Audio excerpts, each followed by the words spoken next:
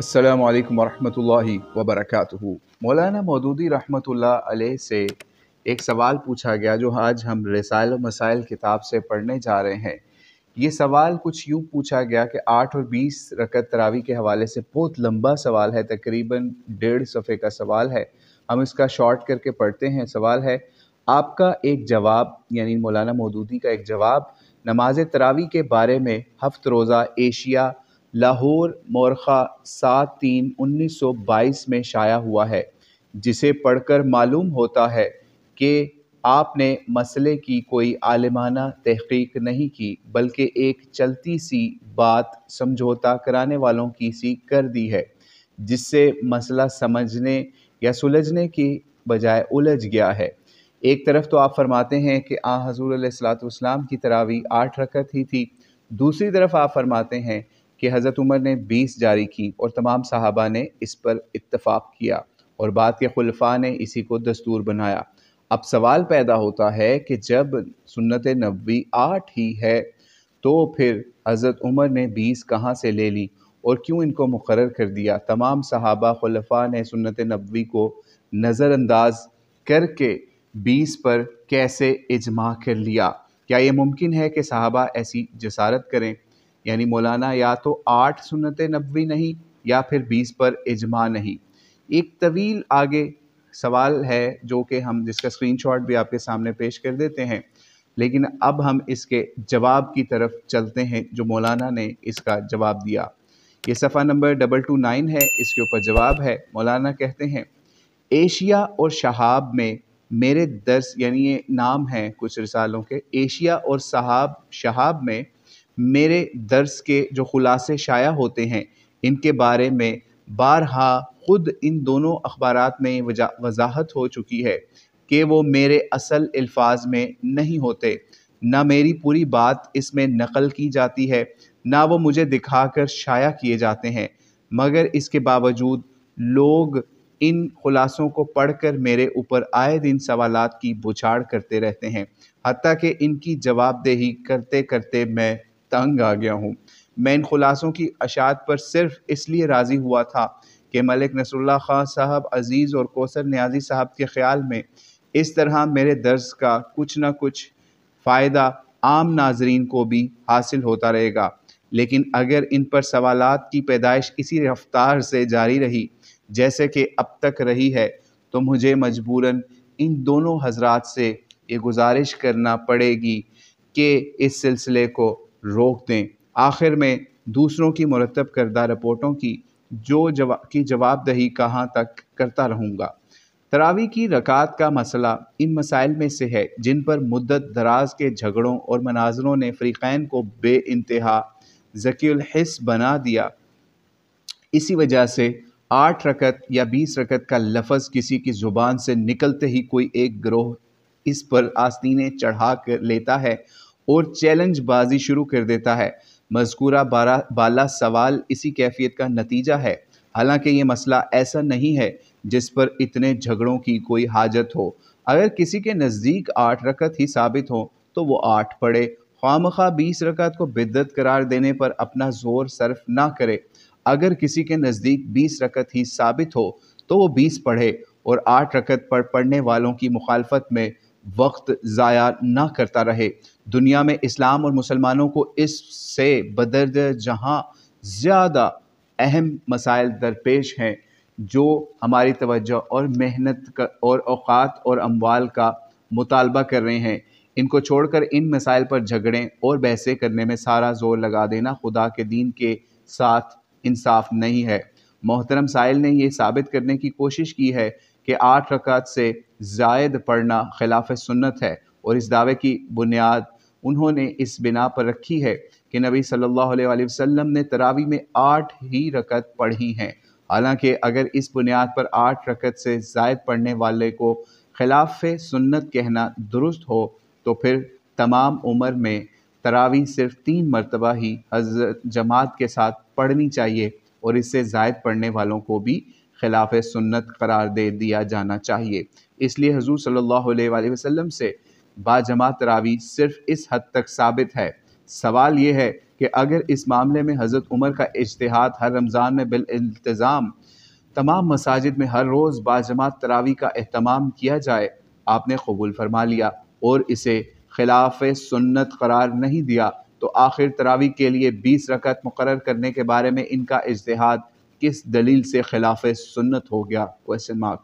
سائل فاضل کی یہ کوشش ہے کہ حضرت عمر سے 20 رکعت کے ثبوت ہی میں سرے سے شک پیدا کر دیا جائے، در حقیقت مکابرہ کے سوا کچھ نہیں۔ یہ بات قریب یقینی طور پر ثابت ہے کہ حضرت عمر نے تراویح کے لیے 20 رکعت مقرر کی تھیں، صحابہ نے اسے قبول کیا اور ان کے بعد بھی خلفاء اور صحابہ کا عمل اس پر رہا۔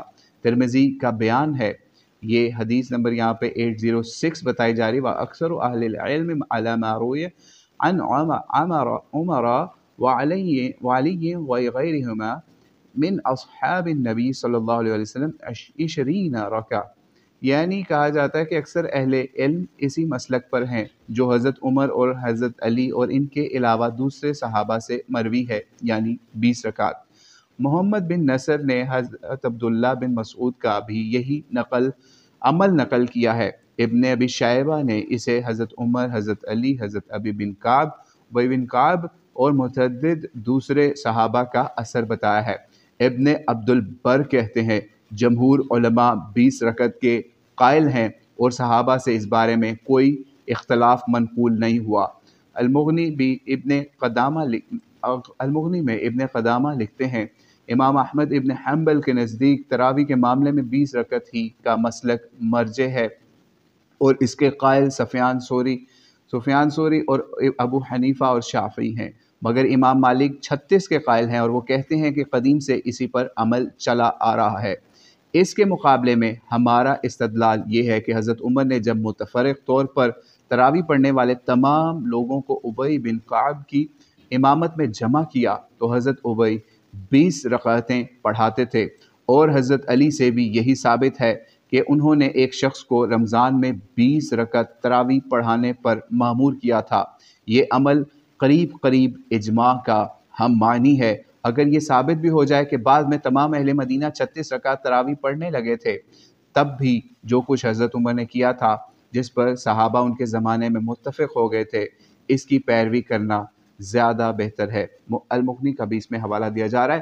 آگے کہتے ہیں اس کے مقابلے میں محترم سائل کا تمام تر اعتماد صرف اس روایت پر ہے جو امام مالک نے موطا میں صائب بن یزید سے نقل کی ہے، جس میں وہ کہتے ہیں کہ حضرت عمر نے وتر سمیت 11 رکعتیں پڑھنے کا حکم دیا تھا، لیکن اس سلسلے میں 3 باتیں قابل غور ہیں۔ موطا کی روایت نمبر 379 بتا رہے ہیں امام مالک کی، ٹھیک ہے، موطا کی، لیکن اول یہ کہ اس موطا میں امام مالک یزید بن رمان کی یہ روایت نقل کرتے ہیں کہ حضرت عمر نے وتر سمیت 23 رکعتیں پڑھنے کا حکم دیا۔ اس کے اوپر 380 نمبر حدیث کا ریفرنس دے رہے ہیں، مگر محترم سائل نے اس روایت کو نظر انداز کر دیا۔ دوم یہ کہ وہی صائب بن یزید جن سے امام مالک 11 رکعت کی روایت نقل کرتے ہیں، ان سے ایک دوسری روایت بیہقی میں نے سند صحیح کے ساتھ 23 رکعت کے حق میں نقل کی ہے، ٹھیک ہے، اس پہ بھی اس کا بیہقی کا ریفرنس بھی دیا جا رہا ہے، اور اس سے گمان ہوتا ہے کہ حضرت عمر نے اگر پہلے 11 رکعت مقرر بھی کی تھی تو بعد میں ان کو 23 رکعت سے بدل دیا ہوگا۔ سوم یہ کہ تھرڈ پوائنٹ یہ ہے کہ امام مالک خود ان دونوں روایتوں پر عمل نہیں کرتے، بلکہ 36 رکعتوں کے حق میں اس بنا پر فیصلہ دیتے ہیں کہ مدینے میں 1 صدی سے زیادہ مدت سے 3 رکعت وتر اور 36 رکعت تراویح پڑھنے کا طریقہ رائج تھا۔ سیوطی المصابیح میں جو کچھ چاہیں کہیں، مگر فقہائے مالکیہ اپنے امام کا یہی قول صحیح مانتے ہیں۔ ان امور پر اگر غور کیا جائے تو معلوم ہوتا ہے کہ اگرچہ نبی صلی اللہ علیہ وسلم نے 8 رکعتیں ہی پڑھی ہیں، لیکن صحابہ اور تابعین نے بالعموم نبی علیہ السلام کے اس فعل کا مطلب یہ نہیں لیا ہے کہ 8 رکعت پڑھنا ہی سنت ہے اور اس سے زائد پڑھنا خلاف سنت یا بدعت ہے۔ آخر یہ کیسے تصور کیا جا سکتا ہے کہ صحابہ کرام اور تابعین اور ائمہ مجتہدین سنت اور بدعت کے درمیان تمیز کرنے کی اہلیت سے اس درجے محروم تھے، یا جان بوجھ کر وہ سنت کو چھوڑ کر ایک بدعت کو اختیار کر سکتے تھے؟ بہرحال اگر کوئی شخص حضور علیہ السلام کے اس فعل کو اس معنی میں لیتا ہو کہ آپ अलैहिस्सलाम का मंशा 8 रकत ही को सुन्नत की हैसियत से जारी करने का था, तो वो शौक़ से इस पर अमल करे, यानी 8 ही पढ़ ले फिर। और जो इस मामले में इसके हम ख्याल हों वो इसकी पैरवी करें, लेकिन 20 रकत के दलाइल इतने कमज़ोर नहीं कि इसे खिलाफ सुन्नत करार देना इतना आसान हो जितना समझ लिया गया है।